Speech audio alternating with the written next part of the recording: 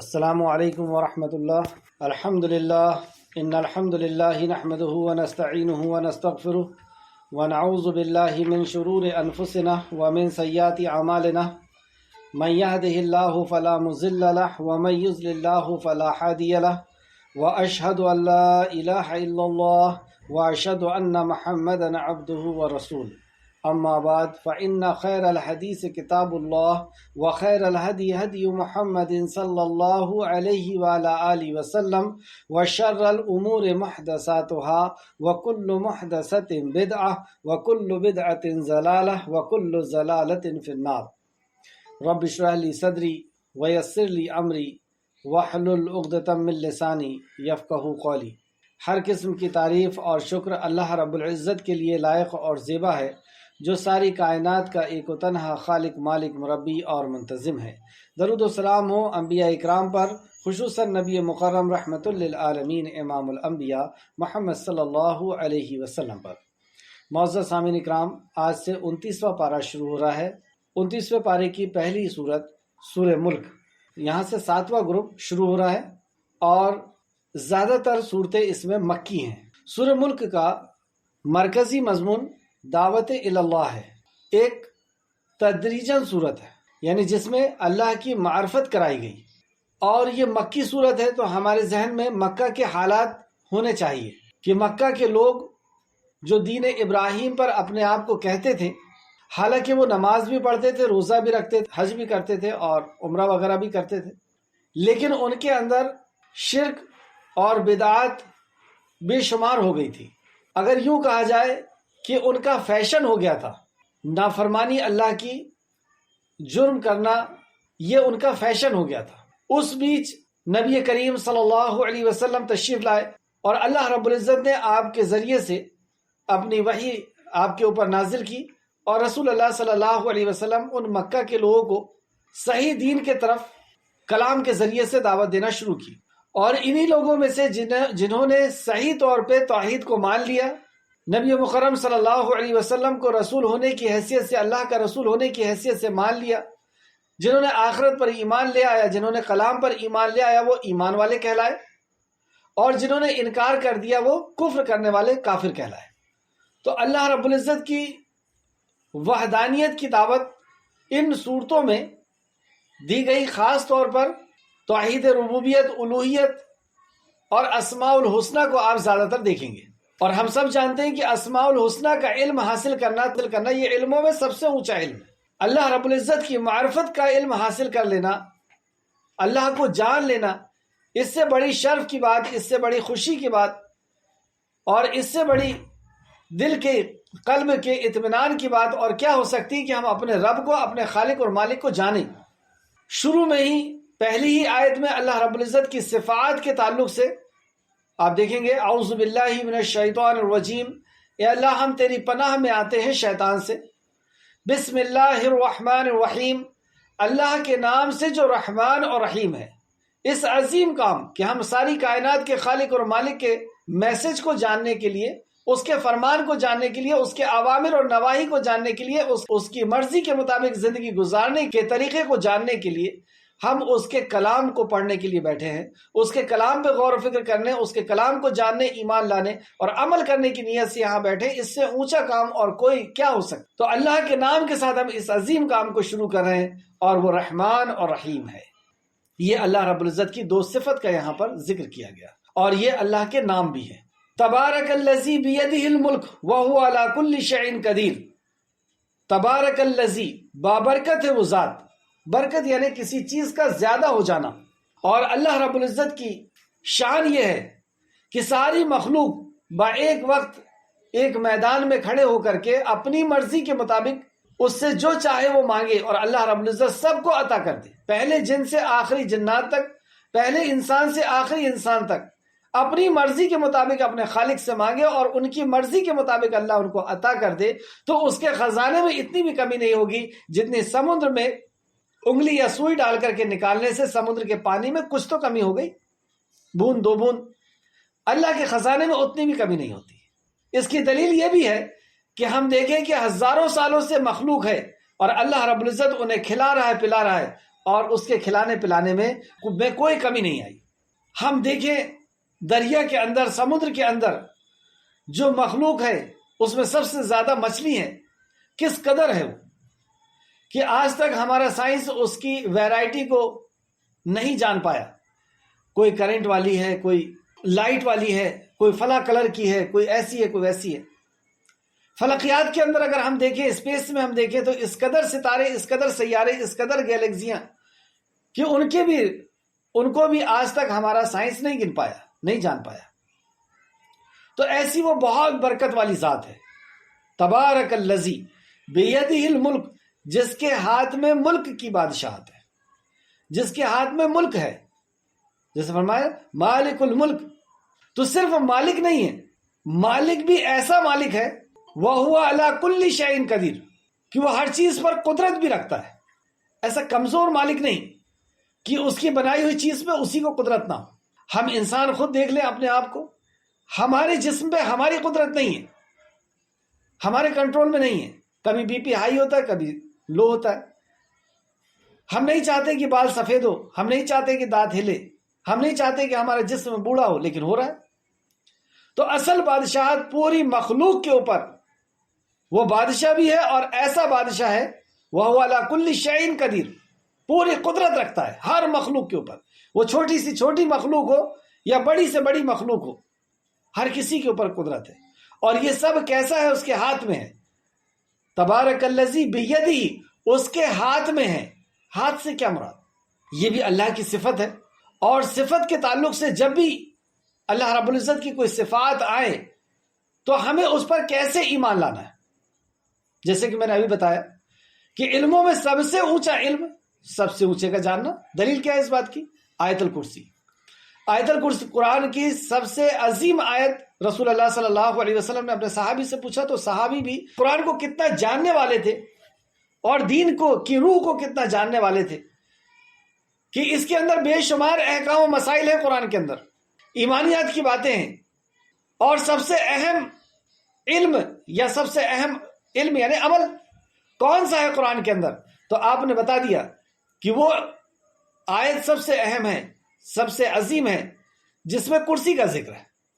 کیوں ہے سب سے عظیم؟ اس میں تو نماز، روزہ، حج، زکوٰۃ کا ذکر نہیں ہے، اس میں اللہ رب العزت کی معرفت ہے، اس میں اللہ رب العزت کی صفات ہے۔ اللہ رب العزت کی صفات وہ بھی کمال پہ پہنچی ہوئی، جیسے کہ اس کے اندر اثبات اور نفی دونوں کا اللہ رب العزت نے ذکر کیا کہ اللہ رب العزت کن صفات کا مالک ہے اور کون سی چیز سے اس کی شان جو ہے وہ پاک ہے، جیسے وہ سوتا نہیں، اونگتا نہیں۔ تو سب سے اونچا علم سب سے اللہ رب العزت کا جاننا، اور اللہ کو جاننا اللہ کی صفات سے۔ اور ہمیں کتنی خوشی ہوگی ہم اپنے خالق جس سے ہم سب سے زیادہ محبت کرتے ہیں، جس کے سامنے ہم سجدہ کرتے ہیں، جس کے احکام و مسائل کو سیکھتے ہیں اور جس کے احکام و مسائل پر ہم عمل کرتے ہیں، اس کے حکم پر ہم عمل کرنا اپنی شان سمجھتے ہیں، اپنی خوشی سمجھتے ہیں۔ ہمیں ہمارے دل میں سکون جو ہے اس کے ذکر سے ملتا ہے، اس کو جاننا اس سے بڑا کوئی علم نہیں ہو سکتا۔ تو اسماء الحسنہ کو جاننا کیا مطلب ہوتا ہے اس کا؟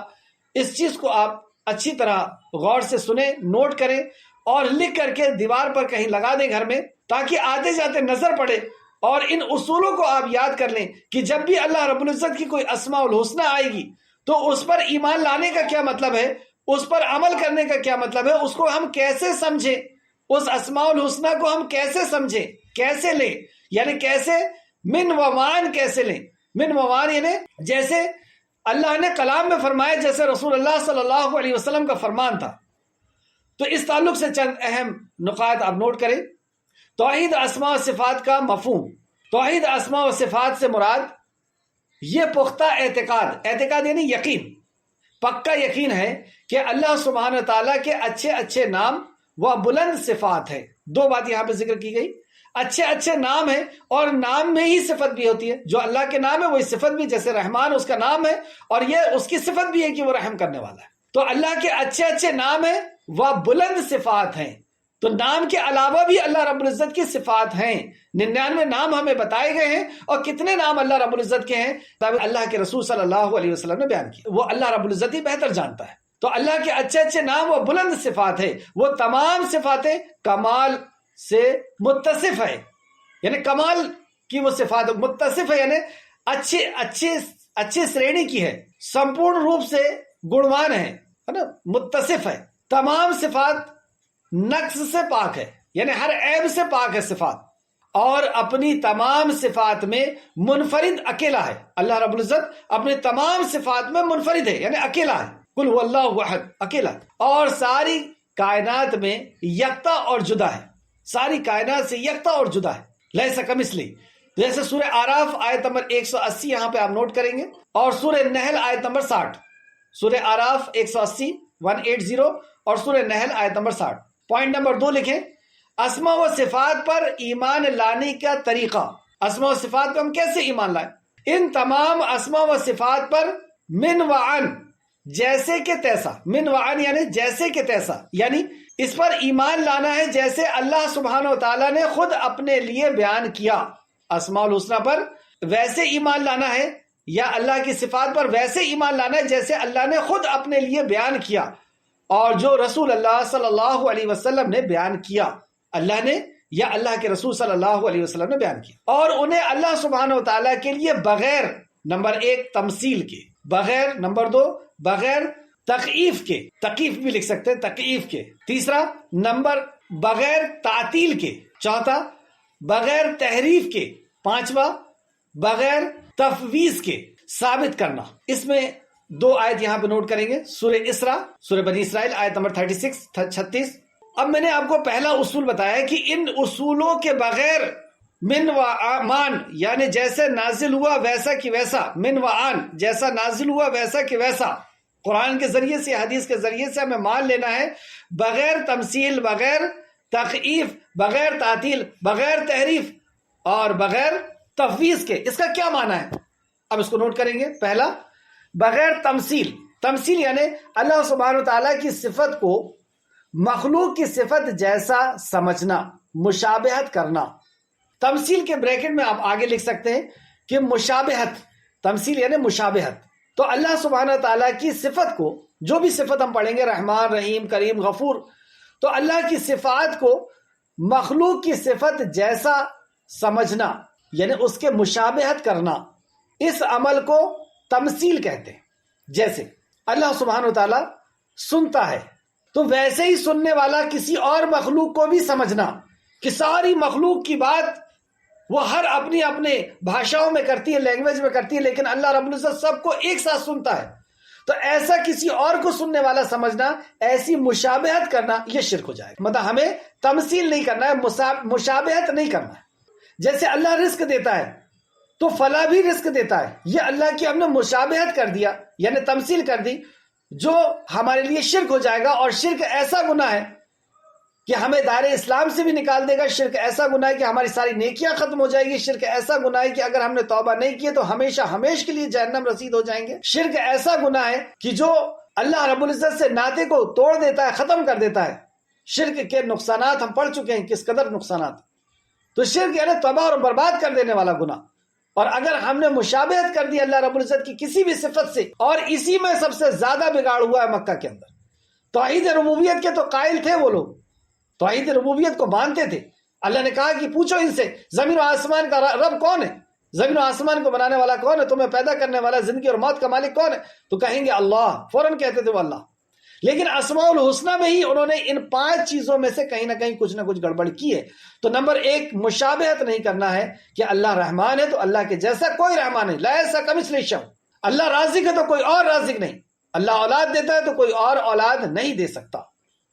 इसकी दलील में सूरह शौरा आयत नंबर 11, लैसा कमिस्लिही शै व हुवा समीउल बसीर, कि उसके मिस्ल कोई नहीं। दूसरा सूरह नहल आयत नंबर 74, अल्लाह के लिए मिसालें मत बयान करो, बिलाशुबा अल्लाह जानता है और तुम नहीं जानते। तो अल्लाह के लिए कोई भी मिसाल कि जैसा अल्लाह है वैसा किसी और को मिसाल देना कि वैसा वो भी है, वो भी देता है, वो भी सुनता है, ये शिर्क है। ये अल्लाह के नाम में या अल्लाह की सिफात में तशबीह करना है, यानी अल्लाह रब्बुल इज्जत के अस्माउल हुस्ना में शिर्क करना है। और शिर्क करना यानी अपने आमाल को तबाह कर देना। सूरह इखलास आयत नंबर 4 में भी अल्लाह ने फरमाया वलम यकुल लहू कुफुवन अहद, उसके मिस्ल कोई नहीं, उसके जैसा कोई नहीं। दूसरा तकीफ, अल्लाह सुब्हानहू व तआला की सिफत کی کیفیت، تکیف بریکٹ میں آپ لکھ سکتے ہیں کیفیت. تو اللہ سبحانہ و تعالیٰ کی صفت کی کیفیت بیان کرنا، اللہ کی جو بھی صفات ہے اس کی کیفیت بیان کرنا، اس عمل کو تکیف کہتے ہیں. جیسے اللہ سبحانہ و تعالیٰ کے ہاتھ ہیں تو ہاتھ کی کیفیت بیان کرنا. اللہ رب العزت کا وجہ ہے، چہرہ ہے، تو اس کی کیفیت بیان کرنا. یا اللہ عرش پر مستوی ہے، اس کی کیفیت بیان کرنا. یا اللہ آسمان سے نزول ہوتا ہے، آسمان دنیا پہ نزول ہوتا ہے، تو اس کی کیفیت بیان کرنا. یہ سراسر گمراہی ہے، کیونکہ اللہ رب العزت کی صفات کی کیفیت ہم نہیں جانتے. کیفیت مجہول، آگے میں اس کے اور بھی باتیں بتاؤں گا. تو اللہ سبحانہ تعالیٰ کی کیفیت کیسی ہے ہمیں نہیں معلوم، کیونکہ اللہ رب العزت نے کیفیت نہیں بتائی، رسول اللہ صلی اللہ علیہ وسلم نے کیفیت نہیں بتائی، اس لیے ہمیں کیفیت کے بارے میں کوئی بات نہیں کر سکتے. اور ہم نے اگر کیا تو یہ بدعت ہوگا اور یہ بہت بڑا ظلم ہوگا. اور کیسی کیفیت ہے اس کی؟ جیسی اس کی شان کو لائق ہے. ہم کیا کہیں گے؟ صرف وہ آسمان دنیا پہ نزول کرتا ہے، کیسا کرتا ہے؟ جیسی اس کی شان کو لائق ہے، بس بات ختم. اللہ عرش پر مستوی ہے، کیسا ہے؟ جیسی اس کی شان کو لائق ہے. اللہ رب العزت کا وجہ ہے، کیسا ہے؟ جیسی اس کی شان کو لائق ہے. اللہ کا ہاتھ ہے، کیسا ہے؟ لیکن اس کی شان کو لائق ہے، ویسا ہے. تو کیفیت کیسی ہے ہمیں نہیں معلوم، لیکن کیفیت کا انکار بھی نہیں کرنا، اس کو نوٹ کریں. کیفیت کیسی ہے ہمیں نہیں معلوم، لیکن کیفیت کا ہم انکار بھی نہیں کر سکتے. امام مالک رحمۃ اللہ علیہ کے پاس ایک شخص آتا ہے اور وہ سوال کرتا ہے اللہ رب العزت کے مستوی ہونے کے تعلق سے، کہ اللہ عرش پہ کیسا مستوی ہے، کیسا مستوی ہے، کیفیت جاننا چاہ رہا ہے. یہ سوال آپ کے اوپر اتنا بھاری پڑا، اتنا بھاری ہوا، امام مالک رحمۃ اللہ علیہ نے اپنا سر نیچے کر لیا اور آپ پسینے میں سرابور ہو گئے، پسینے میں ڈوب گئے. اور پھر سر اٹھایا اور جواب دیا، اور اس کے بعد کہتے ہیں کہ یہ بدعتی ہے، اسے میری محفل سے نکال دو.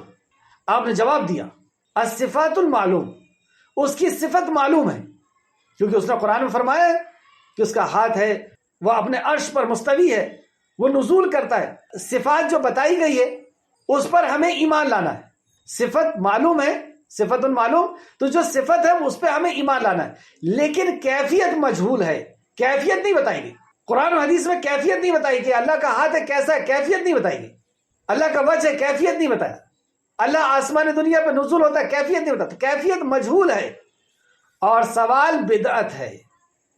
ایسا سوال کرنا، کیفیت کو معلوم کرنے کا سوال کرنا، یہ بدعت ہے. یہ آپ نے کہا اور کہا کہ اس کو میری محفل سے نکال دو. اور یہی امام ابو حنیفہ رحمۃ اللہ علیہ کا عقیدہ تھا، امام مالک، امام شافعی، امام حنبل اور اہل سنہ والجماعت کا یہی عقیدہ ہے. اللہ سبحانہ وتعالیٰ کی اسماء و صفات کا معنی معلوم جبکہ کیفیت مجہول. ٹھیک ہے، اس میں آپ دلیل لکھیں سورۃ طٰہٰ، سورہ نمبر 20 آیت نمبر 110.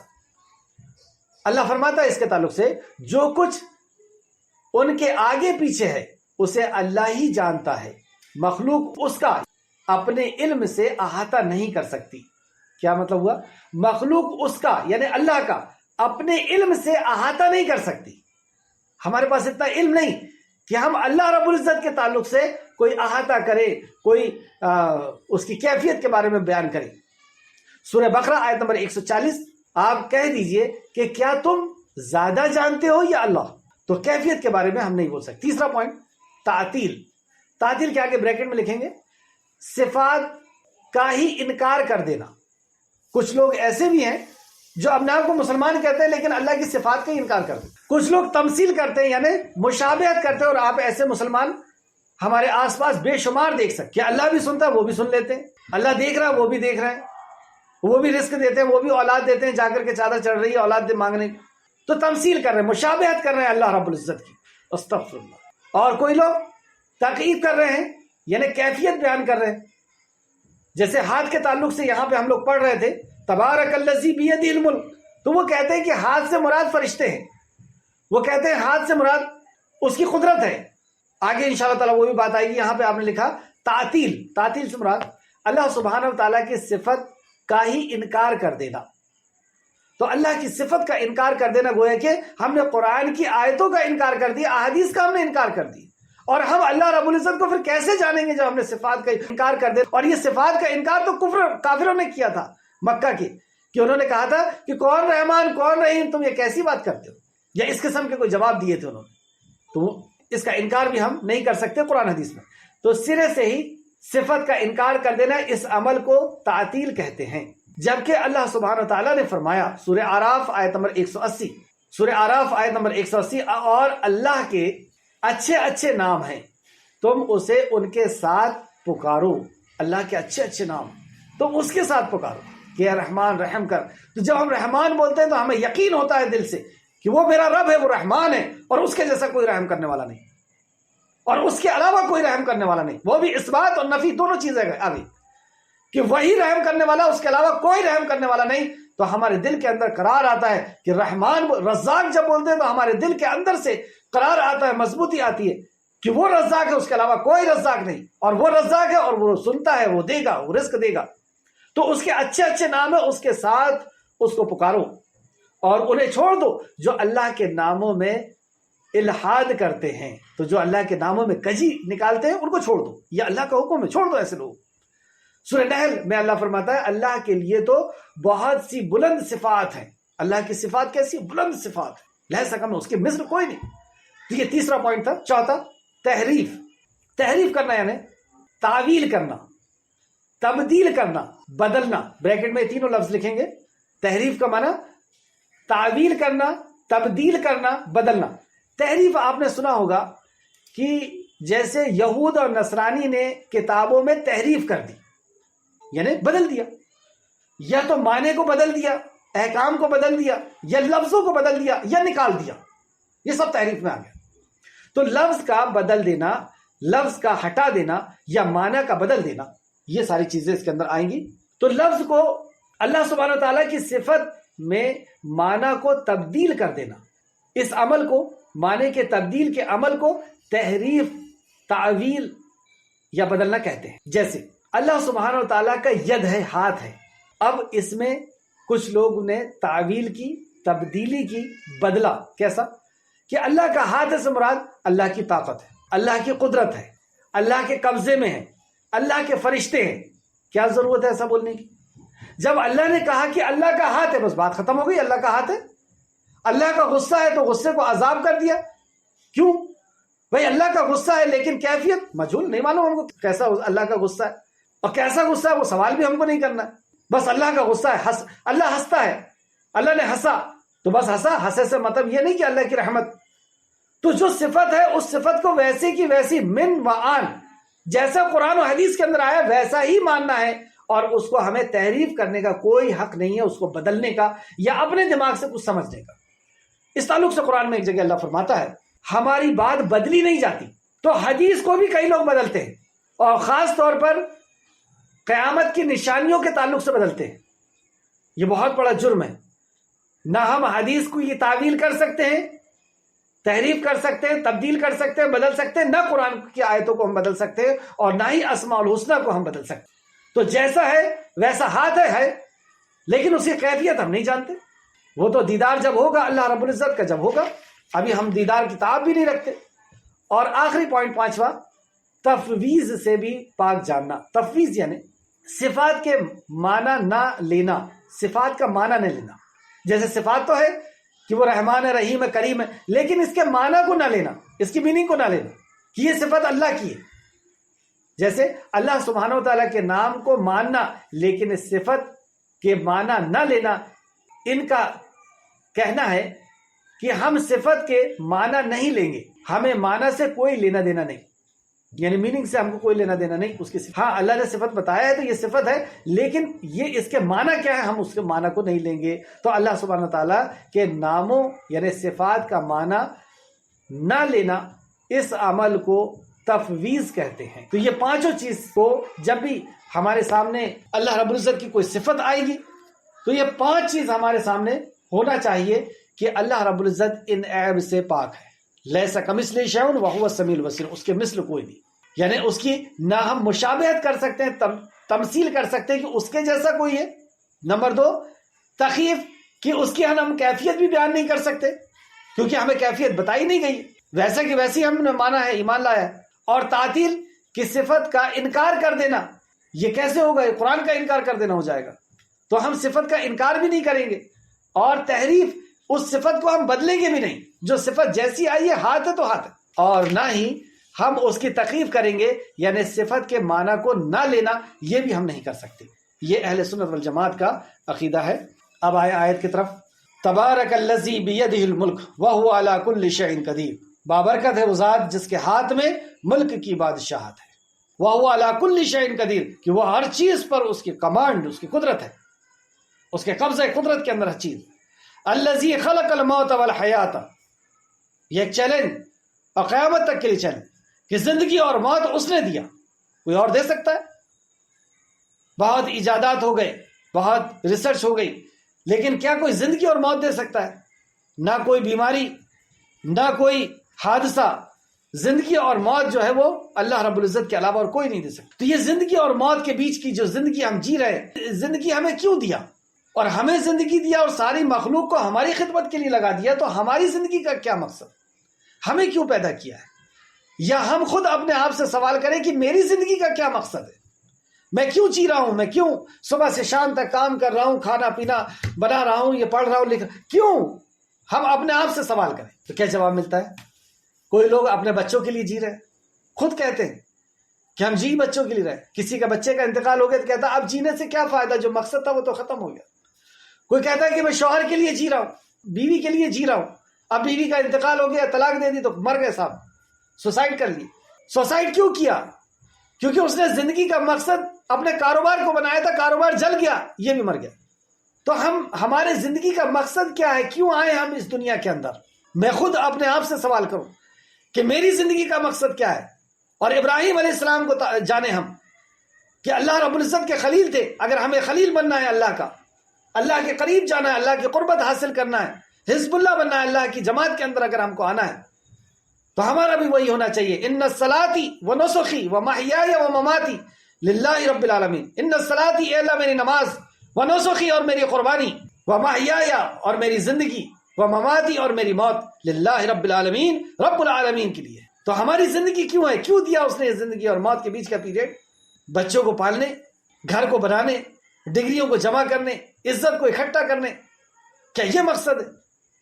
اگر یہی مقصد ہے تو اس کو حاصل کرنے کے بعد ہم مرتے کیوں ہیں؟ ہم ایک بہت چھوٹے سے ٹائم کے لیے اس دنیا کے اندر آئے ہیں، اور ہماری زندگی کا مقصد ہمارے خالق نے بتایا، الذی خلق الموت والحیات لیبلوکم ایکم احسن عملا، کہ اللہ نے تمہیں ایگزام کے لیے پیدا کیا. میں جاننا چاہتا ہوں کہ تم میں کون ہے احسن عمل کرنے والا.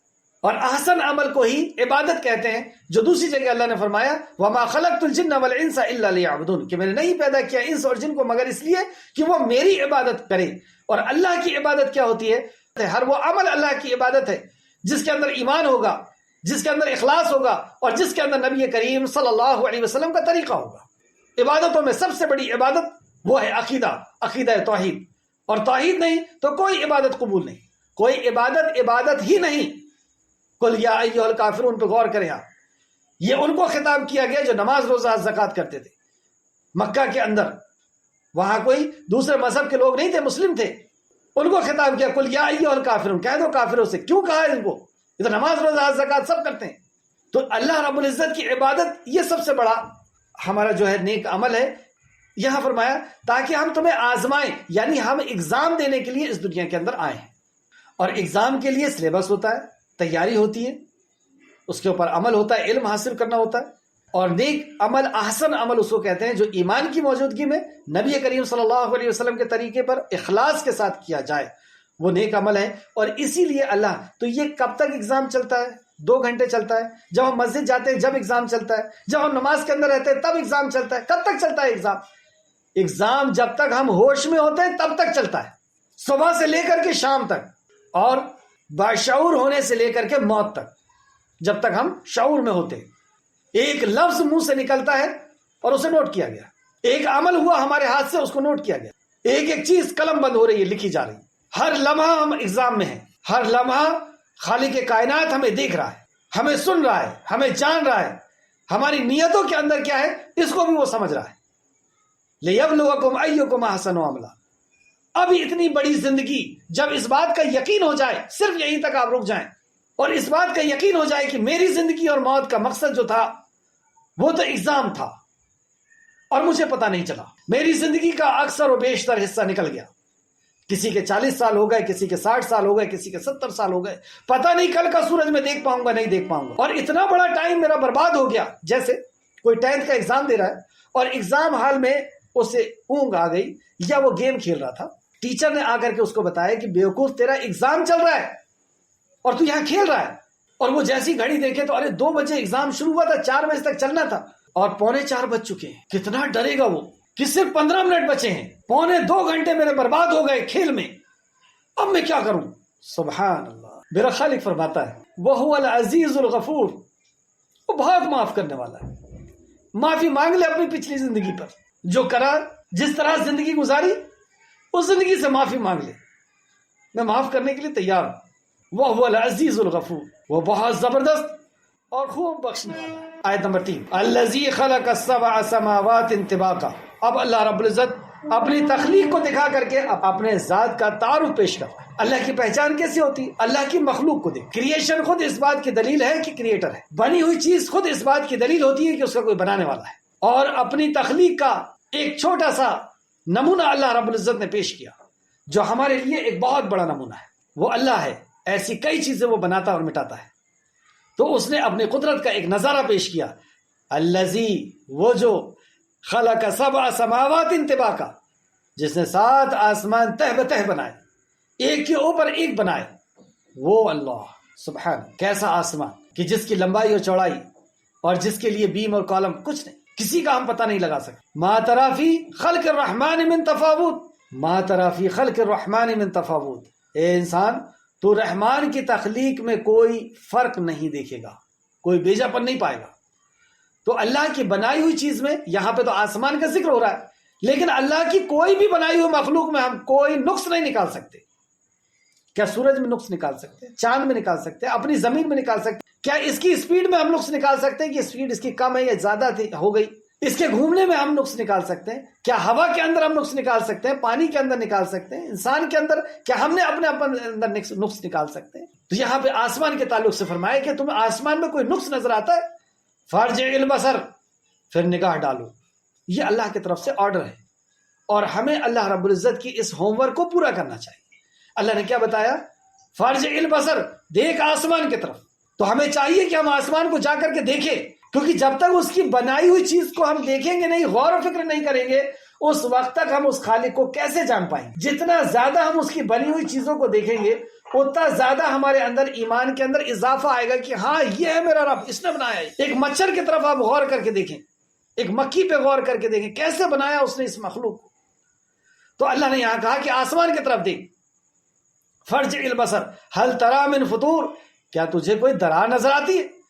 کیا اللہ رب العزت کی بنائی ہوئی چیز میں کوئی کمی نظر آتی ہے؟ کوئی درار, کوئی ٹیڑھا پن, کوئی کجی, کوئی اس کے اندر سوراخ, کچھ نظر آتا ہے؟ ثم ارجع البصر کرتين ينقلب اليك البصر خاسئا وهو حسير. پھر بار بار نگاہ ڈال. اب جتنے بھی قیامت تک آنے والے سائنسداں ہیں سب کو کہہ دیا اللہ نے, بار بار نگاہ ڈال, بنا اور ٹیلیسکوپ بنا اور بنا, بار بار نگاہ ڈال. تیری نگاہ ذلیل اور خوار ہو کر تیرے طرف لوٹ آئے گی جبکہ وہ تھکی ماندی ہوگی, مطلب ذلیل ہو کر کے, تھک کر کے لوٹ آئے گی آنکھ. لیکن اللہ رب العزت کی بنائی ہوئی چیز میں کوئی نقص نہیں نکال سکتا. ہمارے سائنس نے جسم کے اوپر بہت ریسرچ کیا, وہ بال کی کھال میں بھی پہنچ گیا, وہ ڈی این اے میں بھی پہنچ گیا, سیلز میں بھی پہنچ گیا, لیکن کیا جسم کے اندر کوئی کمی نکال پایا کہ یہ ایک نس غلط بنی ہے یا یہ پارٹس یہاں نہیں یہاں ہونا تھا؟ اللہ اکبر. جتنی بھی بات کی جائے اتنی کم ہے, وقت کم ہونے کی وجہ سے میں آگے چلتا ہوں. وَلَقَدْ زَيَّنَّا السَّمَاءَ الدُّنْيَا بِمَصَابِيحَ وَجَعَلْنَاهَا رُجُومًا لِلشَّيَاطِينِ وَأَعْتَدْنَا لَهُمْ عَذَابَ السَّعِيرِ. اور البتہ تحقیق ہم نے آسمان دنیا کو چراغوں سے سجایا. یہ ستاروں کی پیدائش کے 3 مقصد اللہ رب العزت نے بیان کیے, اور چوتھا مقصد جو لے گا وہ گمراہی میں جائے گا. اور لوگوں نے چوتھا مقصد لیا اور وہ کفر میں چلے گئے. انہوں نے مقصد لیا کہ یہ ستاروں کے چال ہماری تقدیر کو طے کرتے ہیں, کب پانی گرے گا, کس کے ہاتھ میں کیا ہے, کب ہوگا, یہ ہوگا, وہ ہوگا. یہ ستاروں کی چال سے اپنی تقدیر معلوم کرتے ہیں. جو ایسا کرتے ہیں, رسول اللہ صلی اللہ علیہ وسلم نے فرمایا, اس نے میری نبوت کا انکار کیا, اس نے میرے اوپر آئی ہوئی شریعت کا انکار کیا. تو گویا کہ اس نے کفر کیا، وہ دائرے اسلام سے خارج ہو گیا۔ جس نے یہ سمجھا کہ ستارے کی وجہ سے میری زندگی بنتی ہے اور بگڑتی ہے، یا ستارے کی وجہ سے میری تقدیر ہے، یا ستارے کی وجہ سے میری موت اور زندگی ہے، یا رزق ہے، یا جو بھی وہ سمجھتا ہے، یہ ستارے 3 وجہ سے پیدا کیے۔ نمبر 1 یہاں پہ فرمایا اللہ نے وَلَقَدْ زَيَّنَّا السَّمَاءَ الدُّنْيَا، آسمان کو سجانے کے لیے، اور البتہ یقیناً ہم نے آسمان دنیا کو چراغوں سے سجایا۔ ہم اپنے ڈائننگ روم کو سجاتے ہیں، کیوں؟ تاکہ کوئی مہمان آئے تو اس کو دیکھنے میں خوبصورت لگے۔ اللہ اکبر۔ ہم آسمان کی طرف دیکھیں تو ہمیں وہ ویران نہ لگے، ہمارے خالق نے اس قدر آسمان میں ستارے بچھا دیے، ہمارے دیکھنے کا اتنا خیال رکھتا ہے۔ تو کیا ہمیں وہ روٹی اور کپڑا مکان کے لیے اور ایسے لوگوں سے عزت کے لیے ترسائے گا جن کو استنجے کا بھی طریقہ نہیں؟ ہم نے اپنے اعمال سے اپنے آپ کو تباہ اور برباد کیے، ہماری جو عزت گئی ہے اور جو حقیر دنیا ہمیں نہیں مل رہی ہے ہمارے اعمال سے، ورنہ اللہ رب العزت نے ہمارے لیے اس قدر انتظام کیا کہ تمہیں دیکھنے میں خوبصورت لگے، اتنی گیلیکسیاں بچھا دیا۔ دوسرا مقصد، اور ہم نے انہیں شیطانوں میں مار بھگانے کا ذریعہ بنایا۔ شیطان آسمان پہ جا کر کے، کیونکہ اللہ رب العزت نے ہر مخلوق کو الگ الگ پاور طاقت دی ہے، جیسے الو اندھیرے میں دیکھ لیتا ہے، اس کا یہ مطلب نہیں کہ وہ زیادہ فضیلت والا ہو گیا۔ مچھلی پانی کے اندر رہ لیتی ہے، اس کا یہ مطلب نہیں کہ وہ زیادہ فضیلت والی ہوگی۔ اللہ نے بنایا اس کو ویسا، ایسی جنات کو بنایا ہے کہ وہ آسمان تک پہنچتے ہیں اور جا آ کر کے ادھر ادھر بیٹھ جایا کرتے تھے، اور جب اللہ رب العزت کوئی احکام نازل کرتا تھا تو فرشتے اللہ کے احکام، اس کی ہیبت سے اوقاف اٹھتے ہیں اور وہ بے ہوش ہو جاتے ہیں۔ جب وہ ہوش میں آتے ہیں تو جبرائیل علیہ السلام سے پوچھتے ہیں کیا فرمایا رب نے؟ جبرائیل علیہ السلام فرماتے ہیں حق فرمایا تیرے رب نے، اور پھر جبرائیل السلام ان کو احکام بتاتے ہیں کہ تمہارے لیے یہ احکام ہے، اور وہ آپس میں جب ایک دوسرے کو بتاتے ہیں آسمان سے نیچے آ کر کے، جو جنات وہاں پہ تھے وہ سن لیتے، شیاطین جو ہیں وہ سن لیتے، اور وہ شیطان آ کر کے اپنے کاہن کو، اپنے جوتشی کو آ کر کے بتا دیتا، اور پھر وہ جوتشی 1 سے 10 ملا کر کے لوگوں کو بتاتا ہے، جیسے آج اندور میں بارش ہونے والی ہے، یا آج فلاں جگہ بھوکمپ آنے والا ہے، فلاں جگہ جوالا مکھی پھٹنے والی ہے۔ تو یہ جب یہ غیب کی خبر ہے، اور یہ غیب کی خبر صرف اللہ جانتا ہے، اور کسی انسان کو یہ عقیدہ ہو گیا کہ غیب کی خبر فلاں جوتشی بھی جانتا ہے، تو گویا کہ اس نے کفر کر لیا۔ اور شیطان کا مقصد یہی ہے کہ انسان کو اللہ رب العزت سے عقیدہ ہٹا کر کے اور مخلوق سے لگا دینا۔ تو شیطان کا اپنا کام پورا ہو گیا، اور شیطان صفت انسان جو ہے، جو جوتشی بنا ہوا ہے، اس نے اس کو شیطان سے مل کر کے گمراہ کر دیا۔ تو یہ شیطان جب لے کر کے آتا ہے تو شعلے اس کے پیچھے، یعنی یہی سیارے اس کے پیچھے لگتے ہیں، صاحب ثاقب اس کے پیچھے لگتے ہیں، اور جو اس کو جلا کر کے ختم کر دیتے۔ یہاں پر ایک چیز میں واضح کرنا چاہوں گا کہ اس کا مطلب یہ نہ سمجھیں کہ وہاں پہ جا کے شیطان سنتا ہے اور اللہ رب العزت کے طرف سے ستارے اس کے پیچھے لگتے ہیں، اس کو جلاتے ہیں، اور کچھ جو بچ جاتے ہیں وہ آ کر کے سنا دیتے ہیں۔ ایسا بالکل نہیں ہے، یہ عقیدہ بالکل غلط۔ اللہ جس کو چھوڑ دیتا ہے وہ پہنچ جاتا ہے، اور اللہ رب العزت جس کے لیے حکم دے دیتا ہے وہ جل کر کے راکھ ہو جاتا ہے۔ یہ ہے اس کا سیدھا عقیدہ۔ یہ کوئی شیطان اور اللہ رب العزت کے بیچ میں نعوذ باللہ استغفر اللہ کوئی جنگ نہیں چل رہی کہ یہ بچ کر کے نکل گیا۔ اللہ تو وہ ذات ہے کہ وہ کن فیکون کہہ دے اور ختم ہو جائے، اس کو ستارے مارنے کی بھی ضرورت نہیں، اس کو ثاقب مارنے کی بھی ضرورت نہیں۔ اللہ رب العزت جس جنات جہاں پہنچ گیا شیطان، اس کو وہیں قتل کر دینے میں، وہیں جلا کر کے راکھ کر دینے میں اللہ رب العزت کی قدرت کافی ہے۔ تو اللہ رب العزت کیونکہ ہمیں اگزام کے لیے اللہ نے دنیا میں پہنچایا ہے، تو اللہ رب العزت اس شیطان کو جس نے بات سنی ہے چاہتا ہے تو جلوا دیتا ہے، اور چاہتا ہے تو چھوڑ دیتا ہے، اور وہ آ کر کے اپنے شیطان کو بتاتا ہے، یعنی کاہن کو بتاتا ہے، اور کاہن 1 میں 10 ملا کر کے لوگوں کو بتاتے ہیں۔ دوسرا مقصد آسمان دنیا میں چراغوں کو سجانے کا یہ۔ تیسرا مقصد جو دوسری جگہ آیا ہے اور جس کو امام قتادہ رحمۃ اللہ علیہ نے بھی ذکر کیا ہے کہ علامت یہ ہے کہ ان کے راستوں کا تعین کیا جائے، اس کے ذریعے سے راستوں کا تعین کیا جاتا ہے۔ تو یہ 3 وجہ اس کی بتائی، اور دوسرا شیطانوں کو مار بھگائے، اور تیسرا یہ دیکھنے میں خوبصورت لگے۔ تیسرے کے علاوہ کوئی اور مقصد اس کا نہیں ہے۔ اور ہم نے ان کے لیے بھڑکتی آگ کا عذاب تیار رکھا ہے۔ اب اس میں بھی 2 بات، ایک تو یہ کہ ترنت میں شیطان کو اس آگ سے مار پڑ گئی اگر اللہ نے چاہا تو، اور ابھی جہنم کا عذاب باقی ہے۔ یہ تو دنیا کا عذاب تھا کیونکہ اس نے لوگوں کے عقیدے کو خراب کیا۔ جو اللہ رب العزت کے لیے خاص تھی صفت غیب کی، وہ صفت اس شیطان نے یہ ثابت کیا کہ اس کاہن کو ہے، اور لوگوں کے ایمان کو گمراہ کیا۔ اس وجہ سے اس کو جلا کر کے راکھ کیا گیا اس دنیا کے اندر، دنیا میں تباہ اور برباد کر دیا گیا، ایسا ذلیل ہوا یہ، اور ابھی آخرت کا عذاب باقی ہے۔ اور وہ عذاب کے تعلق سے فرمایا وَآتَدْنَ لَهُمْ عَذَابَ السَّعِيرِ، اور ان کے لیے بھڑکتی ہوئی آگ کا عذاب باقی تیار ہے، ابھی آگ کا عذاب تو تیار ہے۔ تو جو بھی شخص اللہ رب العزت کی اسماء الحسنہ یا اللہ کی صفات یا اللہ کے وحدانیت کے اندر کسی کو شریک کرے اور کر کے اس کی دعوت دے، تو یہ ایسا جرم ہے کہ دنیا میں بھی ذلیل ہوگا، برباد ہوگا، اور آخرت میں عذاب اس کے لیے باقی ہے۔ آیت نمبر 7 وَلِلَّذِينَ كَفَرُوا بِرَبِّهِمْ عَذَابُ جَهَنَّمَ وَبِئْسَ الْمَصِيرُ، اور جن لوگوں نے اپنے رب سے کفر کیا ان کے لیے جہنم کا عذاب ہے، بڑا برا ٹھکانہ ہے۔ وَلِلَّذِينَ كَفَرُوا، اور جس نے کفر کیا، بِرَبِّهِمْ اپنے رب سے، عذاب جہنم، اس کے لیے جہنم کا عذاب ہے۔ رب سے کفر کیا، مکہ کے اندر اللہ کو کون نہیں مانتا تھا؟ سب مانتے تھے کہ یہ خانہ کعبہ اللہ کا گھر ہے، یہاں پہ طواف کرنا ہے، حج کرنا ہے، حج زکوٰۃ دینا ہے، حاجیوں کو روٹی کھلانا ہے، ان کی خدمت کرنا ہے، نماز پڑھنا ہے۔ ابراہیم علیہ السلام نے بنایا، اسماعیل علیہ السلام، پھر اتنی سخت بات وَلِلَّذِينَ كَفَرُوا بِرَبِّهِمْ، اور جس نے اپنے رب کا انکار کیا، یعنی یہ نماز روزہ حج زکوٰۃ سب کر رہا تھا، لیکن اس کے بعد اس کو کیا کہا گیا کہ تو نے اگر اپنے رب کا انکار کیا تو تمہارے لیے جہنم کا عذاب ہے۔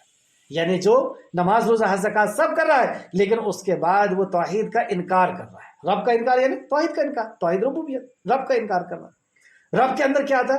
خالق، مالک، مدبر، تو وہ خالق ہونے کا انکار کر رہا ہے، یا مالک ہونے کا انکار کر رہا ہے، یا مدبر ہونے کا انکار کر رہا ہے، تدبیر کا انکار کر رہا ہے۔ تو جس نے اپنے رب کا انکار کیا، اور رب کا انکار کیا ہے کہ رب کے علاوہ کسی اور کو رب کا درجہ دینا، رب کے علاوہ کسی اور کو رب ماننا، خالق، مالک، مدبر ماننا۔ تو جن لوگوں نے اپنے رب کا انکار کیا، جن لوگوں نے، یہ نہیں کہا کہ جن کفر کرنے والوں نے یا یہودیوں نے یا نصرانیوں نے، کیونکہ وہاں پہ بڑی دو قوم تھی، یہودی اور نصرانی، تو جن یہودیوں نے اپنے رب کا انکار کیا، یہ جن نصرانیوں نے اپنے رب کا انکار کیا، یہ نہیں کہا۔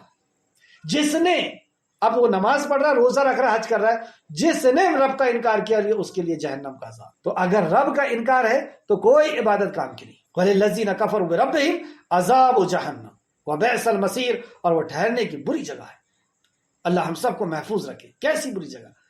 اِذَا أُلْقُوا فِيهَا سَمِعُوا لَهَا شَهِيقًا وَهِيَ تَفُورُ، اور جب وہ اس میں ڈالے جائیں گے تو اس کے دہاڑنے سے دہاڑ سنیں گی، اور وہ بہت جوش مار رہی ہوگی، وہ بہت چیخے گی، چلائے گی، ایسے غصے کے ساتھ وہ جہنم حشر کے میدان کی طرف آئے گی، اور ایسا غیظ و غضب ہوگا کہ اس کے چیخنے اور چلانے سے انبیاء تھرا جائیں گے، یہاں تک کہ اللہ کے خلیل سیدنا ابراہیم علیہ السلام گھٹوں کے بل آ جائیں گے اور کہیں گے اے اللہ میں تجھ سے اپنی نفس کا سوال کر، اے اللہ میں تجھ سے اپنی نفس کا سوال کر، اپنی امت کا نہیں بولا، کسی اور کا نہیں بولا، اے اللہ میں تجھ سے اپنے بیٹوں کا نہیں بولا، اسماعیل کا، اسحاق کا، یعقوب کا، یوسف کا سوال کرتا ہوں، نہیں۔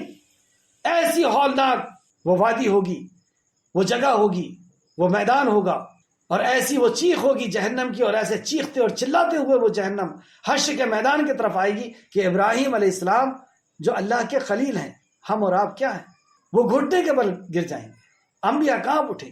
ایسی جہنم کی جس کو کنٹرول کرنے کے لیے 70,000 لگامیں، اور ایک لگام کو 70,000 فرشتے پکڑیں گے، اللہ اکبر۔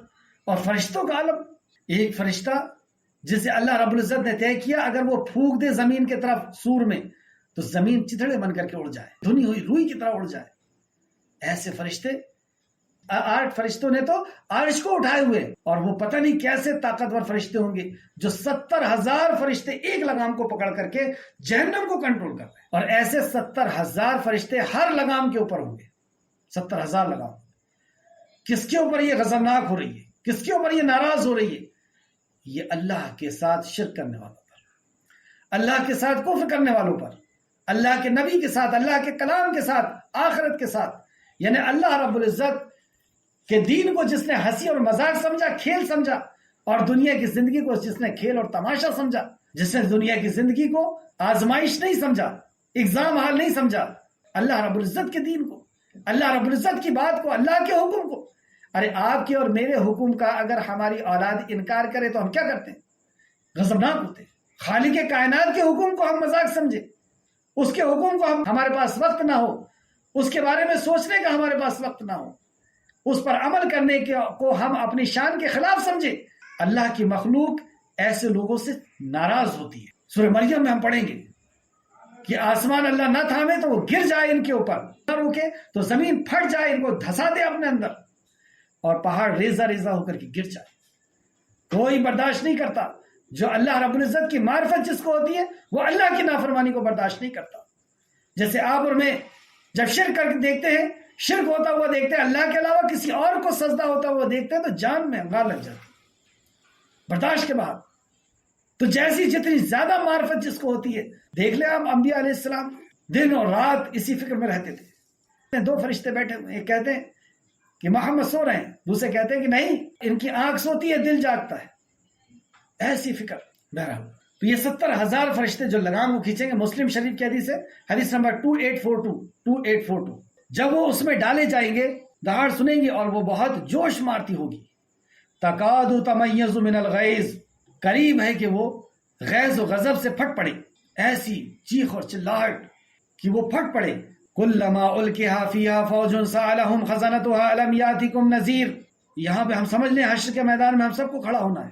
اللہ ہمارا رخ اپنی جنت کی طرف کر دے. اللہ ہمارا رخ اپنی جنت کی طرف کر دے. اے اللہ ہم تجھ سے تیری جنت کا سوال کرتے ہیں. اے اللہ تو سوال کرنے والے کو اب اس کو دے دیتا ہے. اے اللہ تو سوالی کو واپس نہیں کرتا. لیکن جس کا رخ خالق کائنات نے جہنم کی طرف کر دیا تو کیا ہوگا؟ کلما القیا فیہا فوج سألہم خزنتها الم یاتکم نذیر. اور جب بھی کوئی گروہ اس میں ڈالا جائے گا تو اس کے داروغہ ان سے پوچھیں گے، فرشتے ان سے پوچھیں گے. یہ ہر وہ گروہ جو جہنم کی طرف جا رہا ہے اسے روکا جائے گا اور پوچھا جائے گا الم یاتکم نذیر، کیا تمہارے پاس کوئی ڈرانے والا، کوئی نذیر نہیں آیا تھا؟ کیا کہیں گے؟ یہ کون کیا کہے گا؟ ہر کسی تک رسول اللہ صلی اللہ علیہ وسلم آ چکے، ہمیں یقین بھی ہو چکا، اور جس تک آپ نہیں گئے آپ کے امتی پہنچ گئے. تو فرشتے ان سے پوچھیں گے کہ کیا تمہارے پاس اس جہنم کے بارے میں جو 69 گنا تیز ہے، اس جہنم کے بارے میں تمہیں کوئی نہیں بتایا تھا کہ جس کا ایندھن، جس کا فیول انسان اور پتھر ہوگا؟